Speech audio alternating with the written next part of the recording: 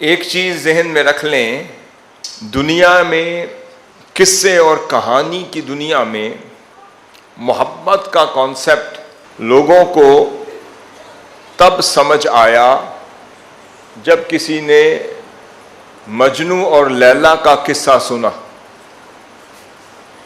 اور مجنو اور لیلا کے قصوں سے سمجھ آئی کہ کوئی محبت کے قصے بھی ہوتے ہیں۔ ان واقعات سے لوگوں کو سمجھ آئی کہ محبت کیا ہوتی ہے، کہ اگر مجنو نہ ہوتا تو کوئی لیلا نہ کہلاتی، اور اگر کوئی لیلا نہ ہوتی تو مجنو نہ پیدا ہوتا۔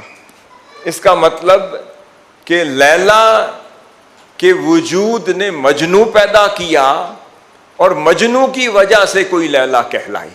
اب یہاں سمجھیں کہ محبت اس شے کو نہیں کہتے جو لکھی پڑھی کسی کتاب میں مل جائے۔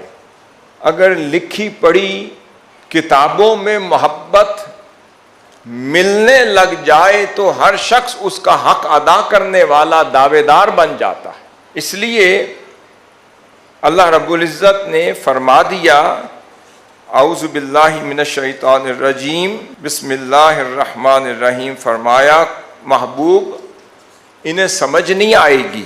وہ اس لیے نہیں آئے گی کہ اگر صرف محبت کو کتابوں میں لکھ دوں تو ساری زندگی بھی گزر جائے تو محبت کا مفہوم کسی کو سمجھ نہیں آئے گا۔ اس لیے فرمایا محبوب میں آپ کو فرماتا ہوں، کل، لفظ کل سے فرمایا کل محبوب آپ فرما دیں۔ کنہیں محبوب؟ جو آپ کا عاشق بننا چاہتے ہیں اور جو آپ کے ذریعے سے میری قربت کی وادی میں داخل ہونا چاہتے ہیں، تو محبوب انہیں فرما دیجئے کل ان کنتم تحبون اللہ، اگر تم اللہ سے محبت کرنا چاہتے ہو تو فرمایا کہ فاتبعونی، تو محبوب آپ فرما دیجئے کہ محبت خدا سے کرنا چاہتے ہو فاتبعونی، تو میری پیروی کرو، میری اطاعت کرو، یحببکم اللہ، تم خدا سے محبت کرنا چاہتے ہو اور ذریعہ بنا دیا ذات مصطفیٰ کو صلی اللہ علیہ وسلم۔ محبت خدا کی ہے، سمجھیں، اور ذریعہ ذات مصطفیٰ ہے صلی اللہ علیہ وسلم، اور نتیجہ کیا نکل رہا ہے؟ یحببکم اللہ، کہ خدا تم سے محبت کرے گا۔ کسی نے سوال کیا کہ مولا میں نے تو تیری محبت چاہی تھی، تو کہتا کہ مجھ سے محبت کرو، میں تم سے محبت کرتا۔ بات پہ غور کیجئے، خدا فرما دیتا کہ تم مجھ سے محبت کرو اور میں تم سے محبت کرتا ہوں، کام پورا ہو جائے گا، تمہارا نتیجہ تمہیں مل جائے گا، بات پوری ہو جائے گی، تمہاری چاہت پوری ہو جائے گی۔ بندہ نے کہا مولا میں تجھ سے محبت کرنا چاہتا ہوں۔ اللہ رب العزت نے قرآن مجید میں لکھ دیا اور ساتھ فرما دیا کہ نہیں اے بندے، محبت میری چاہتے ہو تو میرے مصطفیٰ کی اطاعت میں آ جاؤ۔ محبت میری چاہیے تو ملے گی، مولا کب ملے گی؟ اب سوال یہ پیدا ہوا کب ملے گی؟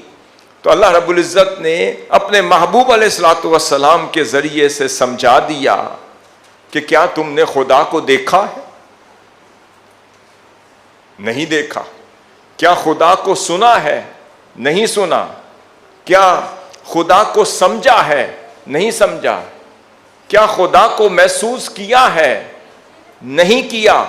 کیا خدا کو اپنی نگاہوں کے سامنے دیکھتے ہو؟ نہیں دیکھتے ہو۔ کیا کبھی خدا کو تصور میں لا کر چشم تصور میں خدا کو دیکھا ہے؟ نہیں دیکھا۔ تو بھئی جس کو دیکھا نہیں اسے محبت کیسے کر سکتے ہو؟ جس کو سمجھا ہی نہیں اسے محبت کیسے کر سکتے ہو؟ جو چشم تصور میں آیا ہی نہیں اسے محبت کیسے کر سکتے ہو جو آپ کے زاویے میں، آپ کی کسوٹی میں پورا اترا ہی نہیں؟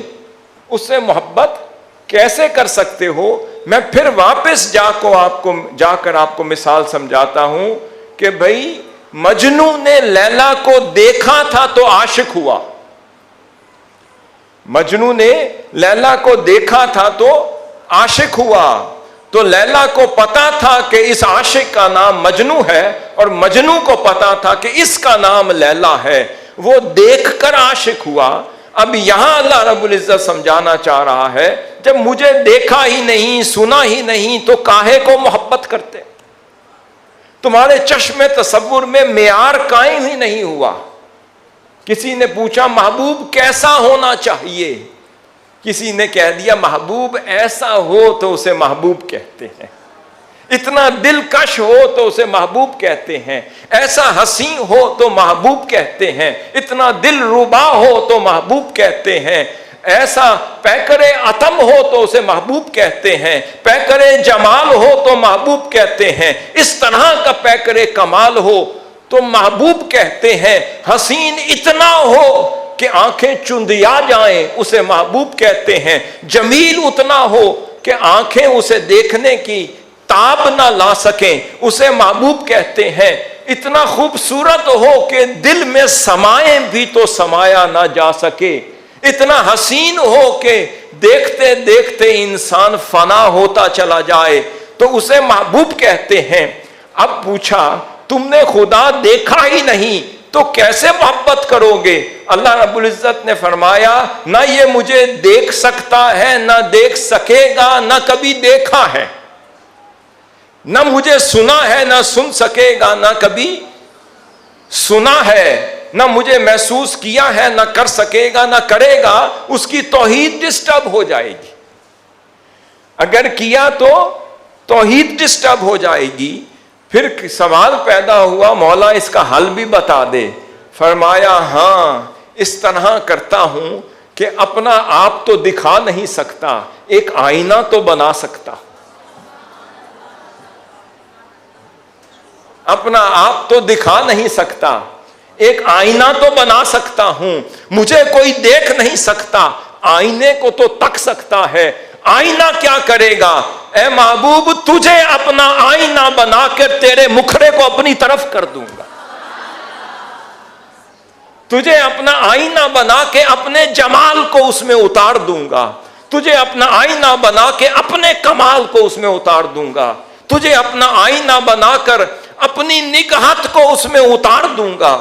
تجھے اپنا آئینہ بنا کے اپنے خصائص کو، اپنی رحمت کو اس میں اتار دوں گا، اپنے کرم کو اس میں اتار دوں گا، اپنی جمال کو اس میں اتار دوں گا، اپنے کمال کو اس میں اتار دوں گا.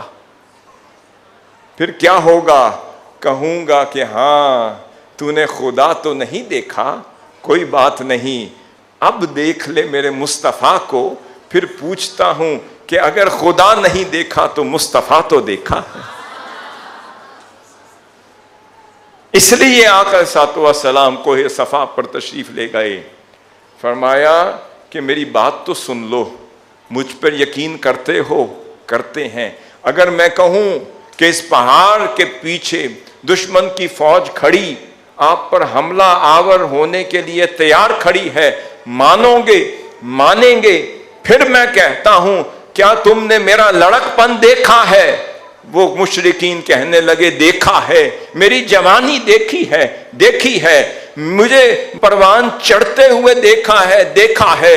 مجھے چلتے پھرتے دیکھا ہے، دیکھا ہے. مجھے معاملات کرتے ہوئے دیکھا ہے، دیکھا ہے. میری زندگی دیکھی ہے، دیکھی ہے. میرے معاملات زندگی دیکھے ہیں، دیکھے ہیں. کاروبار دیکھا ہے، دیکھا ہے. سچ بولتے ہوئے دیکھا ہے، کسی کو روکتے ہوئے دیکھا ہے.